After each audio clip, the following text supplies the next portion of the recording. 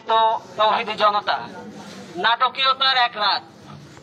আমরা যারা গতকাল এখানে গত রাত যারা এখানে অবস্থান করেছি তারা দেখেছি নাটকীয়তা কাকে বলে। কথাগুলো মনোযোগ দিয়ে শুনবেন।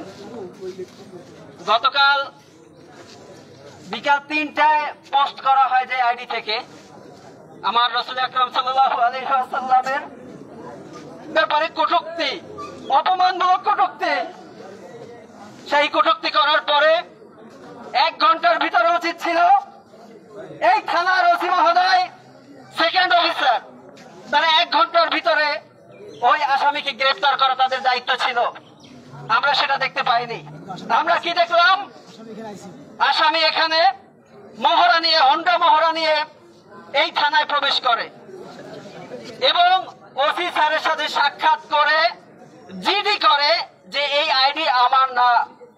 এরপরে তিনি হাসতে হাসতে আমার নবীর বিরুদ্ধে কটূক্তি করা সেই ব্যক্তি এই থানা থেকে দাঁত কেলিয়ে হাসতে হাসতে এখান থেকে বের হয়ে যায়। আমরা কেমন দেশে বসবাস করি, আমরা কেমন থানার আওতায় আমরা বসবাস করি একবার ভেবে নেন। নাটকীয়তা এখানেই শেষ নয়। এরপরে যখন জানতে পারলাম তিনি একটি জিডি করেছেন, তখন আমাদের কিছু ভাইরা এখানে আসলেন জিডি দেখতে, তাদেরকে জিডি দেখালেন। এটাই হচ্ছে আমাদের মূল পয়েন্ট। যেই ব্যক্তি আমার নবীর বিরুদ্ধে কটূক্তি করে সে আবার জিডি করার সাহস পায়, আবার এখান থেকে তিনি হাসতে হাসতে হুড্ডা মহড়া দিয়ে বের হয়ে যায়। এখানে কোট করার দুটি বিষয়। আমাদের সম্মানিত ওসি মহোদয় তিনি কোন গুরুতর কোন পদক্ষেপ এখানে নেননি।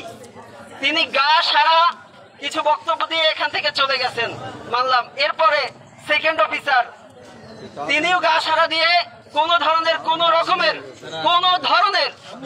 পদক্ষেপ গ্রহণ করেনি। আমরা কি দেখলাম? এবং সবচাইতে মজার ব্যাপার হচ্ছে এখন সেটি হলো ওই আসামি যখন এখান থেকে জিডি করে বের হয়ে যায়, কোথায় গেছে আমরা জানি না, কিন্তু আমরা রাত 12টার সময় জানি তিনি নাকি অ্যারেস্ট হয়েছে। কত সুন্দর নাটকীয়তা আমাদের সাথে। এইখানে যেই মানুষগুলো সারা রাত ছিল তারা কি ঘাস খায়? আমি জানতে চাই তারা কি ঘাস খায়? তারা একজনে বলে আমরা জানি না কোথায় আছে এই থানার ভিতরে, তারা অথচ তারা এই থানার পুলিশ। তারা বলতেছে আমরা জানি না কোথায় আছে। আবার একজন বলে সে গ্রেফতার হয়েছে। আমরা এখানে ঘাস খাই আসি নাই, আমাদের সাথে সারা রাত নাটক করা হয়েছে। এই নাটক করার পর আমরা ছিলাম এখানে। আমাদের দাবি ছিল একটাই, আপনারা যেই আসামিকে গ্রেফতার করেছেন সেই আসামিকে থানায় আনেন, আমরা প্রটোকল দেব, আমরা আসামির কোনো ক্ষতি হতে দেব না। কিন্তু আমাদের কথা তারা রাখেননি। তারা রেখেছে ভুট্টো সাহেবের কথা, তারা আমাদের কথা রাখেননি, তারা রয়ের কথা রাখছে। আমরা পরিষ্কার বলে দিচ্ছি, আজকের এখান থেকে কর্মসূচি ঘোষণা হয়েছে। আমরা সকাল 7টায় কলেজের সামনে, বাকেরগঞ্জ সরকারি কলেজের সামনে থেকে আমরা রাস্তা অবরোধ করবো। সবাই রাজি আছেন তো? রাজি